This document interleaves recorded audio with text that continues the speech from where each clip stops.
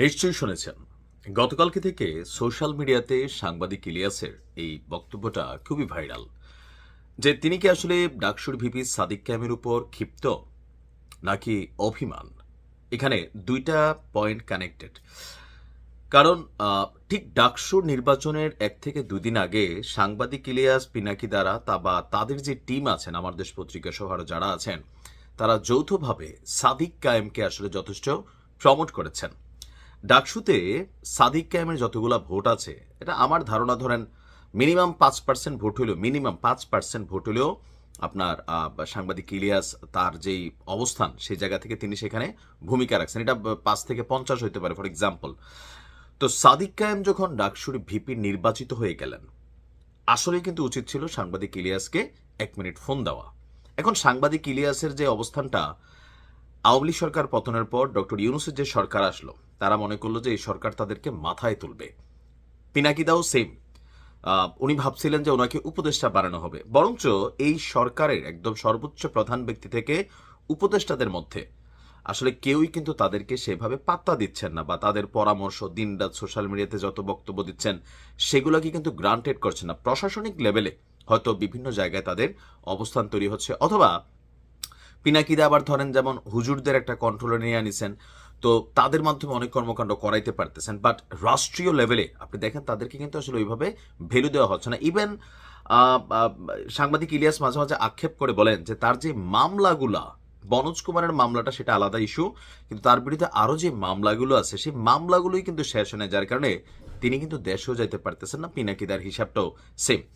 এখন এই যে তাদের অভিমান বা এই অভিযোগ বা ক্ষোভের জায়গাটা বা গুসার জায়গাটা, সাদিক কায়েমকে নিয়ে বক্তব্য দেওয়ার পিছনে আমার কাছে মনে হয়েছে যে আমরা সবাই কিন্তু ভাবছি যে সাদিক কায়েম নিশ্চয়ই ভিপি নির্বাচিত হয়ে সবার আগে সাংবাদিক ইলিয়াস, পিনাকি তাদের কাছে অবশ্যই তিনি ফোন দিয়েছেন, কথাবার্তা বলেছেন, বা থ্যাংক ইউ দিয়েছেন, বা জামাতের পক্ষ থেকে নিশ্চয়ই তাকে অভিনন্দন জানানো হয়েছে বা সামহাও। কিন্তু সাংবাদিক ইলিয়াস যখন এই বক্তব্যটা সামলালেন, কেউ কেউ বলছেন যে সাদিক কায়েম আসলে অকৃতজ্ঞ, জামাত দলটাই অকৃতজ্ঞ। আবার কেউ কেউ বলছেন যে না ভাই, এটাও একটা পার্ট অফ পলিটিক্স। সাদিক কায়েম তার জায়গাতে নিজেকে পরিশুদ্ধ রেখেছেন যে না, আমি কারোর সাপোর্ট নিয়ে আসলে ভিপি হই নাই, আমাকে ডাকসুর পোলাপাইন ভোট দিচ্ছে, আমি ভিপি হয়েছি।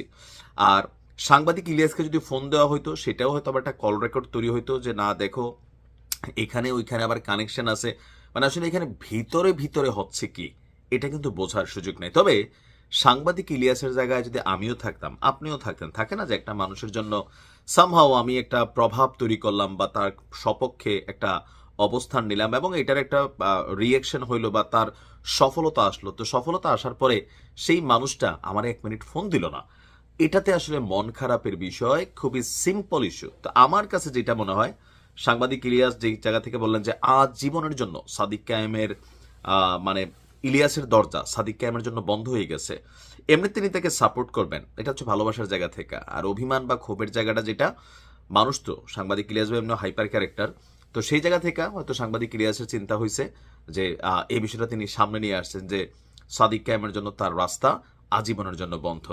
আর পিনাকিদা যদিও এটা নিয়ে ওই রকম কোনো রিয়াকশন দেন নাই, তবে কেউ কেউ বলেন যে পিনাকি এই মুহূর্তে জামাতের যে কন্ট্রোলিং একটা অবস্থান তিনি সোশ্যাল মিডিয়াতে, মানে তার এই মুহূর্তে ভক্তদের যেই সংখ্যাটা বা কমেন্টার বা ভিউয়ার্স মোটামুটি সবাই আছে, কিন্তু সাপোর্টিং প্যানেলটা এটা হচ্ছে পুরোটাই জামাতপন্থী এবং কি হুজুরপন্থীদের। তো কেউ কেউ মজা করে বলেন পিনাকিদা হচ্ছে আসল বস। কেন? এক সময় আওয়ামী লীগরে দিয়া এই জামাতের যারা সিনিয়র নেতারা আছেন, এই যে কি বলা হয় যে যুদ্ধ অপরাধী বিচারে, হ্যাঁ, যেই মানে ফাঁসির রায়টায় সেই যে মানে বিশাল ভূমিকা তৈরি করা, আপনারা সকলে জানেন গণজাগরণ মঞ্চের মূল হোতায় ছিলেন পিনাকি। আবার আজকের দিনে সময়ের প্রেক্ষাপটে এসে সেই জামাতে তিনি তার কন্ট্রোলিং নেয়া, আওয়ামী লীগকে আবার তিনি প্রতিদিন দৌড়াচ্ছেন এই জামাত দেয়া। তো দিন শেষে মূল মাস্টারমাইন্ড হচ্ছে পিনাকিদা, যিনি সর্বভাবেই সময়ের সাথে সাথে সবকিছুকে কন্ট্রোল করেন। তো পিনাকিদা যদিও সাদিক কায়েমকে নিয়ে এই ধরনের বক্তব্য দেয় নাই, এখন সাদিক কায়েমের সাথে পিনাকিদার যোগাযোগ হয়েছে কিনা সেটাও জানি না। তবে সবকিছু মিলিয়ে বিষয়টা হচ্ছে অভিমানগত ইস্যু, যে আমরা তোমাদেরকে যে জায়গায় বসাই দিচ্ছি, তোমরা বসার পরে আর আমাদের প্রতি কৃতজ্ঞতা আদায় করতেছো না। বা বিএনপি আসলে এই মুহূর্তে পিনাকি এবং ইলিয়াসের প্রতি প্রচন্ড ক্ষিপ্ত। আপনি তাদের কর্মীদের অবস্থা দেখবেন, ইভেন তাদের যে বক্তব্য সেখানে বিএনপিকে কাউন্টার করে বিভিন্ন ধরনের যে ভিডিও তৈরি হচ্ছে, সেগুলোতে বিএনপির ভোটের মাঠে একটা প্রভাব তো পড়তেছেই। বিএনপিও প্রতিবার কথায় কথায় বলে যে দেশি বিদেশি, বিদেশে বৈশা সরাসরি একদম হাই ক্লাস যারা বিএনপির নেতারা আছেন তাদের সাথে পিনাকি ইলিয়াসদের প্রতিনিধি কিন্তু বাকবিতণ্ডা হচ্ছে।